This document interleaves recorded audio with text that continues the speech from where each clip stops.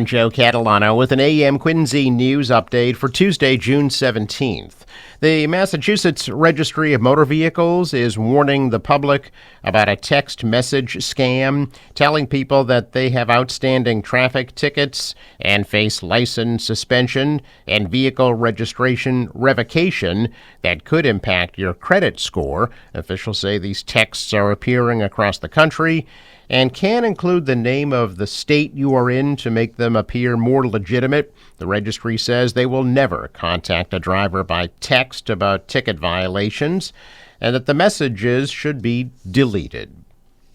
Fourth grade students from Quincy's Atherton Howe Elementary School will be part of a ceremony today christening the two new ferries that will serve Boston, Winthrop, and Quincy. A ceremony is being held at Long Wharf in Boston this morning at 10 a.m. to officially name the ferries after the students won a competition sponsored by the MBTA. State transportation officials, along with Quincy Mayor Thomas Koch, State Representative Bruce Ayers, and MBTA and Massport officials will all participate in the ceremony. This is the first year that the MBTA is providing a dedicated ferry between Quincy and Boston. The name of the Quincy ferry will be unveiled during this morning's ceremony. An accused MS-13 gang member wanted for murder is among 117 fugitives and violent offenders arrested in 9 Massachusetts cities by the U.S. Marshals Service Fugitive Task Force. The arrests in support of Operation Take Back America were made in Brockton, Holyoke, Haverhill, Lawrence, Lowell, Lynn, New Bedford, Springfield, and Worcester. The arrests were made over 45 days between March 31st to May 30th.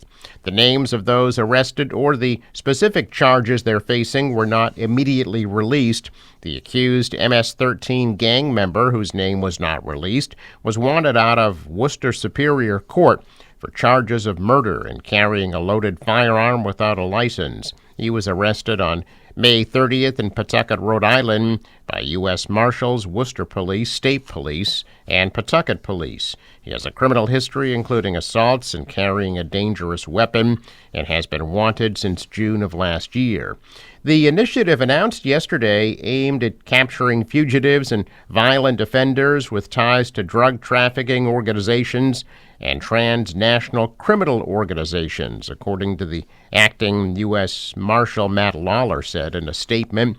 Those arrested during the Fugitive Apprehension Initiative face charges that include homicide, robbery, sex offenses, felonious assaults, felonious narcotics, and firearms violations. The cities chosen for the initiative are high crime areas identified by the federal Project Safe Neighborhoods initiative launched in 2001 that aims to reduce violent crime and gun violence in local neighborhoods. During Operation Take Back America, investigators seized 9 firearms, 544 rounds of ammunition, and 188 grams of narcotics. The U.S. Marshals Service is the federal government's primary agency for fugitive investigation. Formed in 1999, the Boston-based Massachusetts Fugitive Task Force assists state and local agencies in locating and apprehending the most violent fugitives. Well, jury deliberations continue today in the Karen Read retrial after coming to a close without asking questions or indicating how close they may be to reaching a verdict. Jurors were later sent home at the end of the day yesterday, set to return to the courthouse to deliberate for a second full day today. The defense wanted to add not guilty boxes to the verdict slip next to each of the lesser offenses included in the second charge, vehicular manslaughter while under the influence of alcohol, but Judge Beverly Cannoni denied that request, saying that the verdict slip was consistent with Massachusetts law and would be viewed in conjunction with the jury instructions. Reed said she thought it was important that the slips did not follow the same format as the first trial. After the first trial, some jurors did say they were deadlocked on the vehicular manslaughter charge, but didn't say why. Those jurors also said that they were ready to find Reed not guilty of second-degree murder and leaving the scene of an accident. Meantime, Reed's supporters gathered outside the Dedham courthouse, with many wearing pink, showing their unwavering support for the defendant. During closing arguments on Friday, defense attorney Alan Jackson argued that prosecutors provided no proof that Reed's SUV hit John O'Keefe and no proof that the taillight fragments caused the wounds on his arm. Special prosecutor Hank Brennan said the defense was using conspiracy claims as a distraction, and he urged the jurors to focus on Reed's vehicle data and O'Keefe's phone data.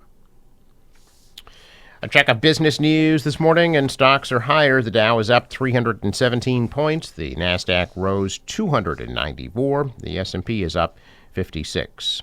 Stocks skidded in Europe and Asia after Israel's military issued an evacuation warning to 330,000 people in Iran's capital of Tehran. U.S. futures also declined. The dollar fell. The euro is down. Oil is at $72 a barrel.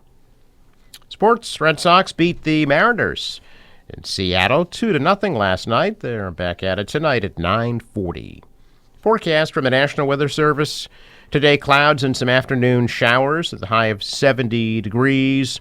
Showers this evening and lows in the mid-50s. Tomorrow, some showers in the morning, then clouds later. The high of 80 degrees. For Thursday, hot and humid with an isolated thunderstorm at a high of 93. And Friday, some hazy sunshine, high 84. The marine forecast calls for 1 to 2 foot waves, southeast winds at 5 to 10 knots, and a high tide at 4:51 p.m. Sunrise 5:06, sets at 8:22. Traffic note, the Four River Bridge is scheduled to open Tuesday at 4:30 p.m., and Wednesday at 11 a.m. I'm Joe Catalano with an AM Quincy news update for Tuesday, June 17th.